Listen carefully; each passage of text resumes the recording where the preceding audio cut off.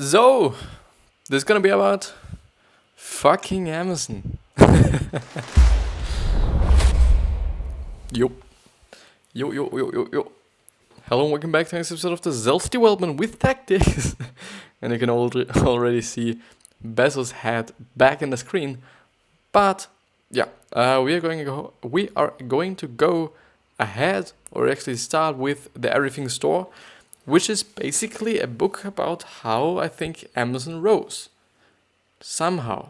I don't know the book. I hope it is, or I just assume it is. But yeah, I guess it is an incredible book, especially on this incredible website. So if you didn't check out it yet, go to alancheng.com, everything written together. Alan with double L and Cheng with Cheng. Incredible guy, incredible book summary, so fucking detailed, it's just enormous. It's really enormous, and it's just really what book summaries, quote unquote, should be. It totally is a lot of work to do. It's just a really, really great summary of, and you can already see it back in the screen, or kind of back in the background. It's just enormous. It's just the best. I think it's actually one of the best sites that I've found for book summaries that are for free, that are very, very, very detailed, which is great.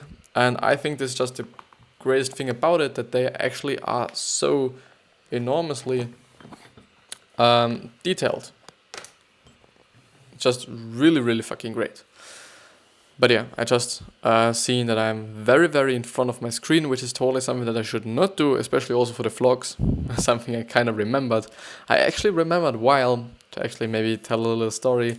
As a kid, I was always playing video games. You know, besides doing a lot of sports, I was also always playing video games with my older brother, which was totally something that I always enjoyed. Because even though I often just watched him play games, which might be the kind of the Asian thing of let's plays, which somehow I kind of feel like aren't that great anymore, or aren't that kind of in the market anymore. It feels like for me.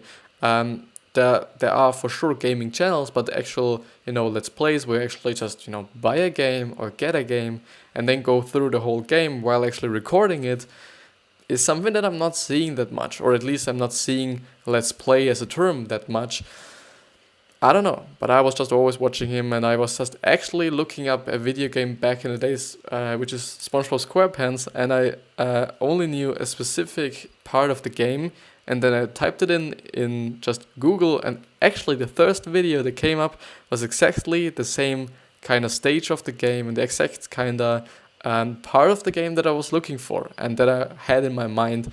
And then I knew, okay, it was this game, because I didn't remember the name and nothing. But yeah, to actually not lose any time, yeah, it's way better if I'm sitting like this. Because you can see a little bit more, and it feels a little bit more comfortable for me as well. No, this is maybe not that good.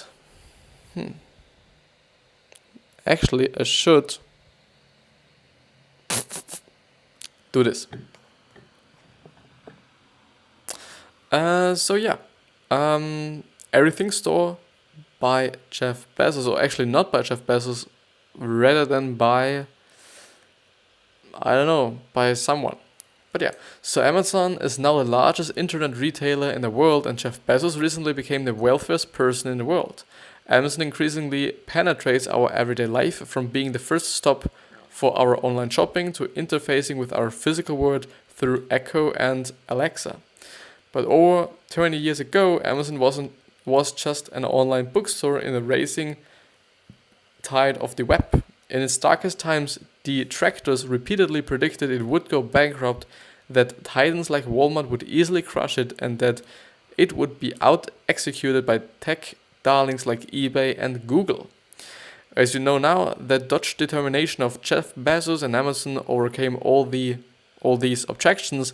In the Everything Store, Jeff Bezos and the Age of Amazon, Brad Stone, which is now the author, I know by now, profiles the history of Amazon from its early days to 2014 and describes the values that led to their immense success, which is, at my point of view, very, very interesting, And because I was already interested in Sam Walton and how he actually built Walmart, which is actually also available on this website if you want to check out a very detailed one, even though I actually gone through one, and it would totally be good for you, I think, maybe as some kind of an introduction to the whole book or to Sam Walton himself.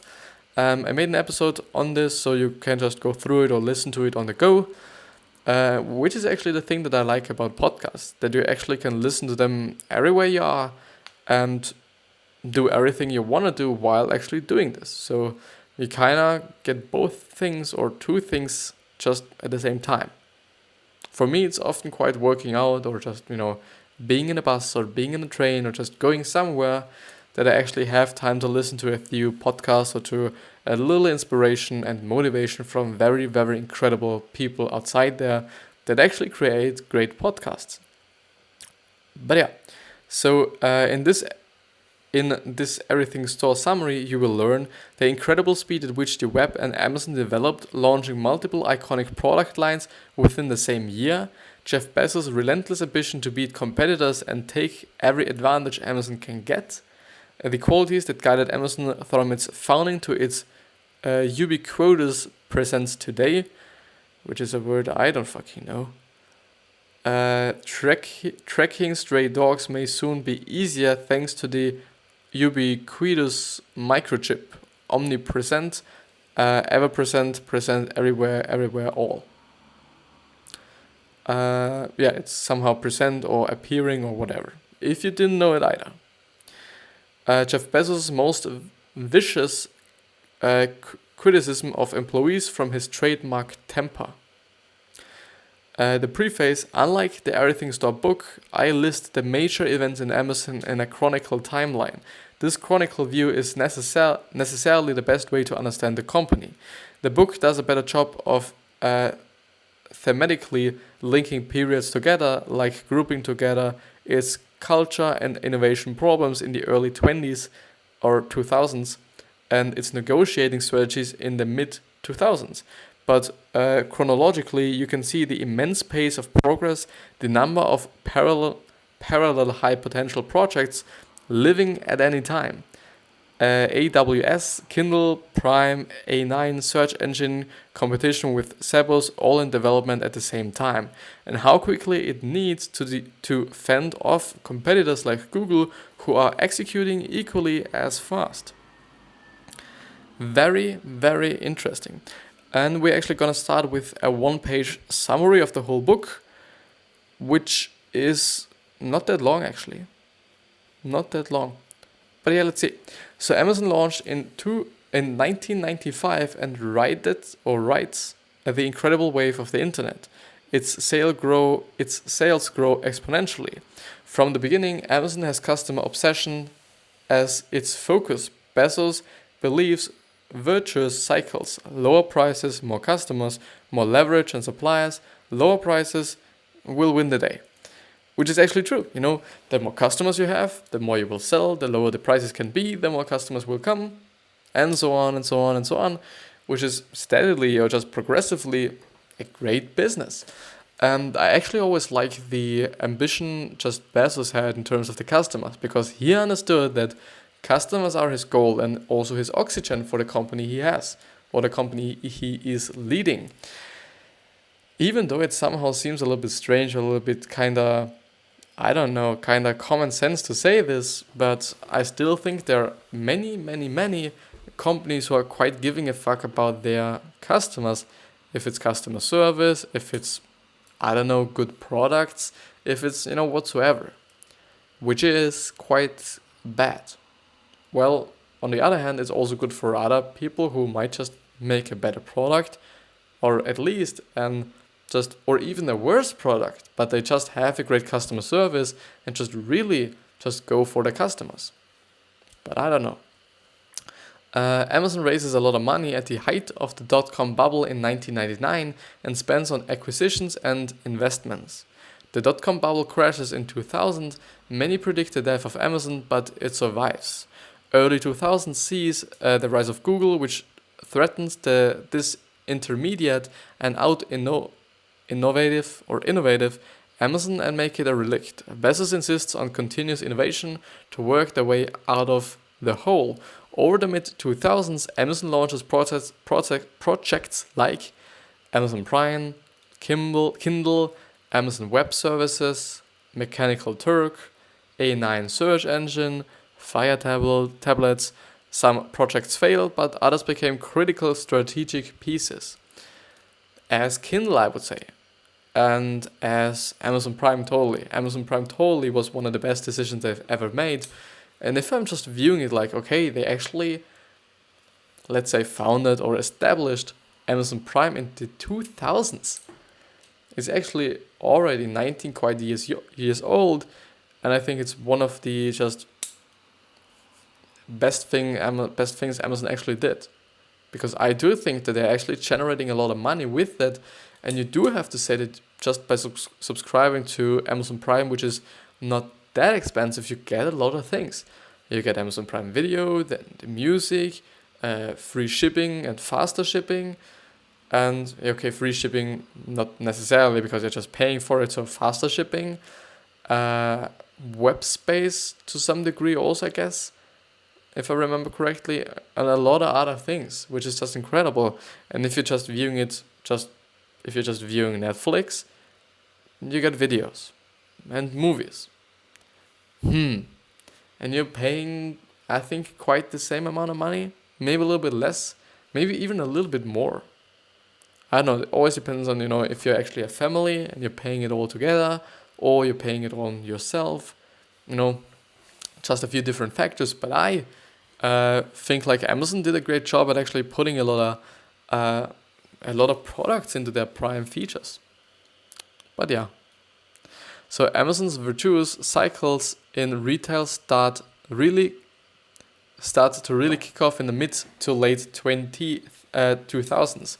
As more of the country relies on Amazon in return exerts pressure on suppliers to lower prices and better terms. It becomes its own media studio, starting a publishing arm and now producing new video content.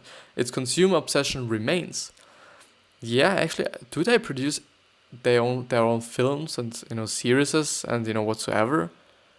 Because if they also do that, I do think, how are you thinking about it? I do kind of feel like the whole movie and film industry, I don't know if they're gonna survive. I don't really know if it's gonna be necessary to actually go to a cinema in a few years or in a few decades even, or at least because I don't know, with VR and AR and whatever there is, I do kind of imagine that there might be a reason or might be a time where we actually only just sit at home with our just goggles on, and then we actually somehow virtually sitting in a cinema if we actually want to do that, or if there is actually another solution for that, and we're just only looking at or watching our movies just virtually. I don't know if the movie industry is safe, especially because there are so many great companies, whether it be just Sky, whether it be Netflix, whether it be Amazon Prime, whether it be actually Apple, who are just willing to put out their own just video platform as well. I don't know. I think it's going to get tough for a lot of companies outside there. You can actually view it if you just look at Toys R Us somehow, because they got bankrupt because they thought like no, we're not gonna do what all the people are gonna do or whatsoever. I think they actually got bankrupt because they didn't have that great of a internet presence, like their store or whatever they might be. They just got fucked. Nothing fucking else to say. It's ruthless competitiveness and willingness to exploit any legal advantages puts it in hot water. States accuse it of avoiding states' sales taxes is frequently portrayed as a bully to pressure better prices. Yet more of the country signs up for Prime and uses Amazon services, and Amazon continues its inexorable march to servicing more of our life. which is actually the case. And I do really believe that Amazon is actually going to rise and rise and rise and rise and rise and get more customers and more customers because I feel like they understand the people, they understand the customers, they understand their audience, whatever it may be, because they're launched Prime and Amazon Prime Video especially just at the right time. And they have the Kindle and they have their own video production, as it seems to be like. I think they're just really, really good with actually timing their products and their services and whatever they're doing. I do really believe in that. Yet more of I actually read that. So key qualities of Jeff Bezos and Amazon. Customer obsession, start with the customer and work backwards. Bezos is willing to sacrifice golden eggs in service of better customer experience. Huge ambition in projects. Bezos imagined big from the beginning picture, and everything store that could sell anything.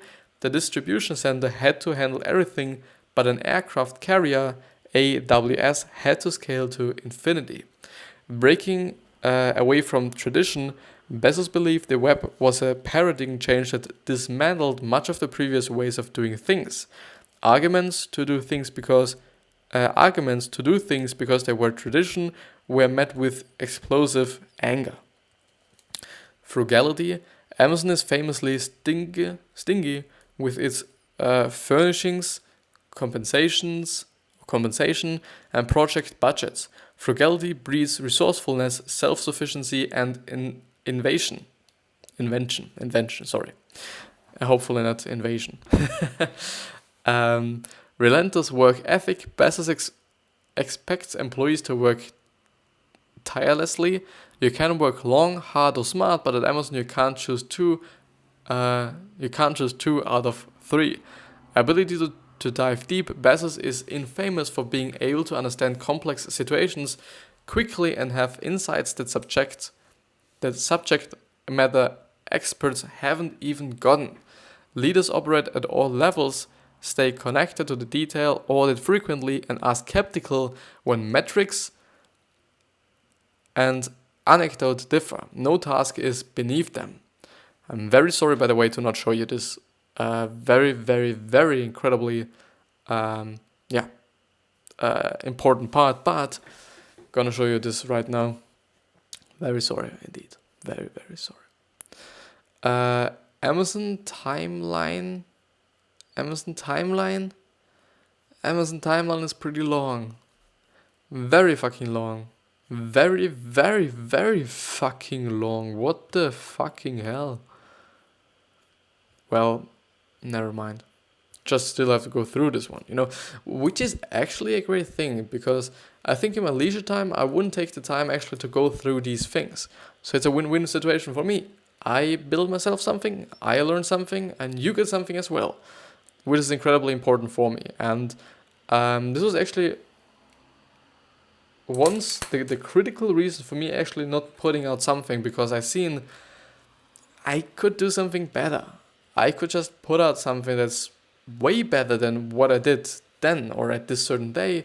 And then I thought like, no, you know what? I'm just gonna do something else. Nevertheless, or anyway, or even though, to actually find the right fucking word, and even though I just already did an episode already that I had quite the full episode in front of me, or just, I actually just did it halfway. I was halfway through with the whole thing, and then I said to myself, you know what?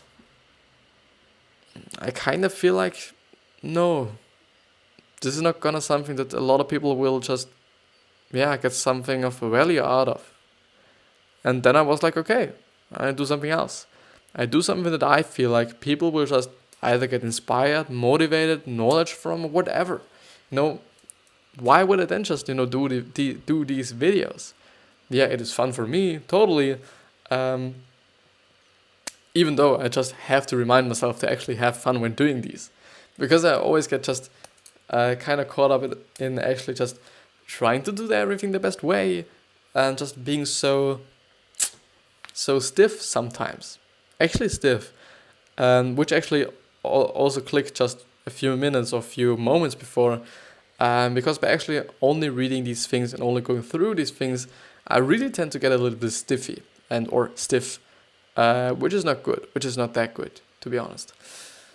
But yeah, and actually I hope today will actually also be a vlog available here on the podcast, because I do understand, and I do always talk about it myself, that vlogs work, and still I don't do them myself. And this is something I do not understand about myself, that I do just talk about so many things that I should be doing, but aren't, or you should be doing, but I'm quite, not often, sometimes, I'm actually not doing them myself. But this is also great, so that I just actually know something to remember myself on. Whether it be just, I think it was 2 days ago, or 2 days ago, I wasn't feeling that good. I really wasn't. It kind of felt like too much pressure on me. It's somehow felt like, nothing is, going that way I wanted it to go. And then I thought to myself, what would I just, tell other people? Or what am I telling other people all the time? And then I thought like, okay, I'm actually all the time talking to people and saying people and telling people that they actually should take a step back and view their life, view the big picture and see what they are doing right at the moment. And actually being like, okay, what am I doing wrong? Or what am I doing right? Or what could I do different? What could I do differently? These kind of thoughts and these kind of kind of thoughts and kind of reflection of what you're doing, what, might be right about what you're doing, and, whatsoever, which is important. And something I do just have to remember myself on, even though I'm quite nearly every single day talking about this. But yeah, let's move on to just get a little bit of more information in it, so that I'm not just feeling bad for not putting as much information in it as I could be. So 1964, Jeff Bezos is born to a circus unicycler, Ted Jorgensen, then 18, and Jacqueline Gies, then fucking 16. A brief biography of Bezos' early life. I'm sorry. So in June 1965, Gies files for divorce after Jorgensen is unable to hold a job and is an initiative father. She soon meets Miguel Bezos, a Cuban immigrant working at the Bank of New Mexico. 1968, Jackie moves with Jeff and Miguel to Houston, where Miguel has a job as a petroleum engineer at Exxon. They later have 2 more children, Christina and Mark. Mark is actually, it was his younger brother, because there are actually some interviews with Mark, his younger brother, and Bezos himself, or Jeff himself, which are quite interesting, and you really feel like they like each other and they love each other. Even though I kind of feel like, I don't know, it must be pretty hard to have a brother and he's actually the richest person in the fucking world. You might have dreams yourself. And he is, I guess, a firefighter. Mark is a firefighter, if I remember correctly, but I don't know. As it might definitely be a little hard if you do have a brother who is just, the richest person in the world, and you may have dreams yourself. You may have dreams yourself to actually be rich as well. I don't know.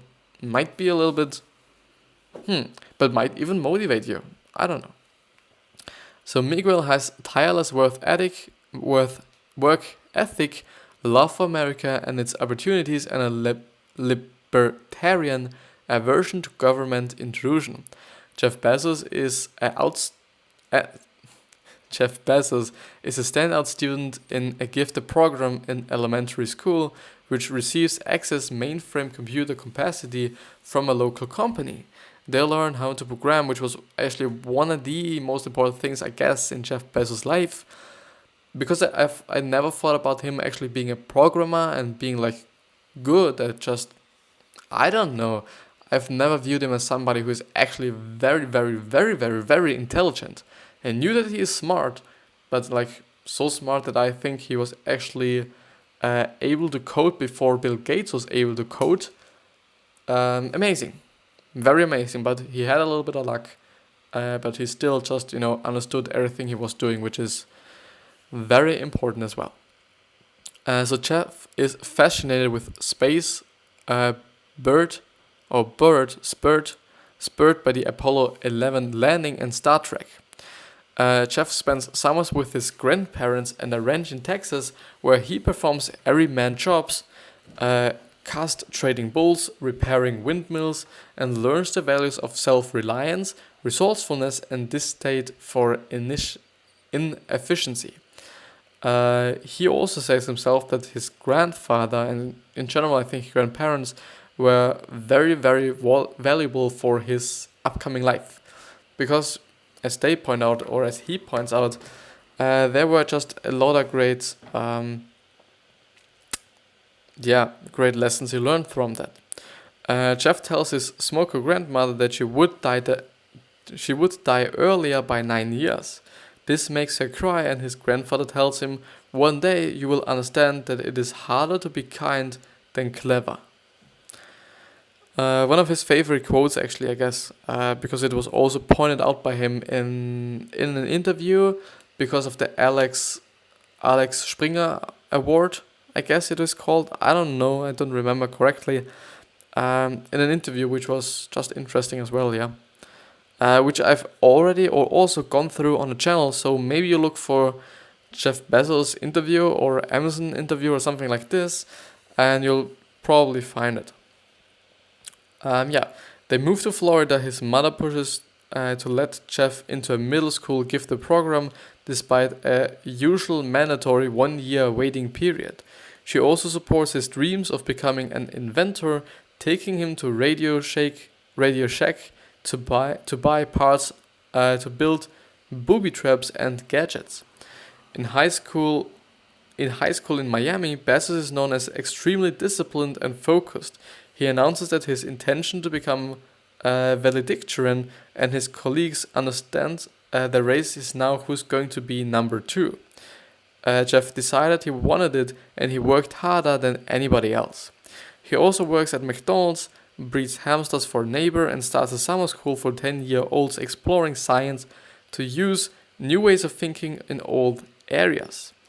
In his valedictorian speech, Bezos talks about his desire to colonize space to secure humanity's future.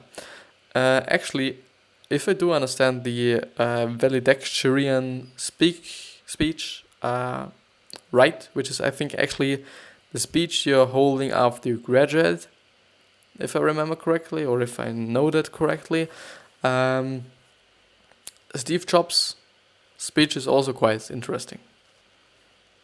I think. I haven't gone through it totally, or it was Elon Musk. I don't know. 1986, Bezos graduates from Princeton and works at FIDL, developing a transatlantic computer network for stock traders. 1989, Bezos spends a few months on a venture sending a customized newsletter to people over fax machine. 1990, Bezos joins D.E. Shaw, a firm started by computer science professor David E. Shaw in 1988. Shaw views the firm not as a hedge fund but as a technology laboratory that could apply computer science to a variety of problems. He started the firm after leaving Morgan Stanley. 1994, the web is growing fast. The number of bytes increased by 2057x, fold from the previous year, outpacing other internet technologies at the time like FTP and Gopher. And there is actually a graph. Very sorry, didn't want to press this button. To actually show you the graph a little bit better. This is somehow, I guess, the graph of certain internet providers or certain internet developers. And there you can see, or is it the number of people who are actually in the internet? What were they talking about? They were talking about 2057x. Is there 2057x somewhere? I don't know. I don't actually know what they want to say. Um, yeah. So this is no doubt aided by the Mosaic web browser developed partly by Mark Andreessen or whatever in 1993. BEZOS later, things just don't grow that fast. It's highly unusual that that and that and that started me thinking what kind of business plan might make sense in the context of that growth. Yeah. Yeah, and this is actually the end of the episode. I do hope that you somehow enjoyed it, that you got something out of it, that you just either got inspired, get some useful data out of, maybe you're just, holding a presentation on BEZOS. I don't fucking know what you could be doing with this information. I guess it is inspiring at least, or interesting, and also quite interesting what's coming up there. Even though I have to say I'm now going through a lot of data related just topics and or summaries, either just, first of all the sleeping book, then BEZOS, and his very big timeline book. I don't know, but I still wish you the best health, wealth, happiness, and success. And please do not forget to remember yourself and how you're gonna be remembered. So actually your legacy quite, and giving back to the people. If they've given you something or not, doesn't really matter then, because giving to people and just being nice and being kind feels great and makes you happy. With that being said, hope you have a wonderful way and day and night.